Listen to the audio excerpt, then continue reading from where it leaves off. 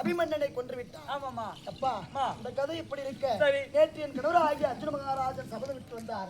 அடே செய்தவா, எப்போ என் மகனாகிய அபிமன்னனை கொன்றாயோ நாளைக்கு கதிரவன் என்று சொல்ல முடியாத சூரியன் உதயமாகி அது அஸ்தமம் மறையத்துக்குள்ளே உன்னுடைய சிரசிரன் கொழுவில்லை என்ற என் பேரோ அர்ஜுனன் கிடையாது அப்படி என்று சபதம் விட்டிருக்கிறார்.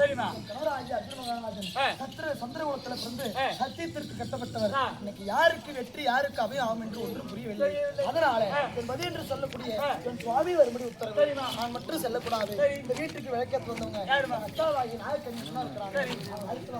அப்புறம் பேசுவோம்.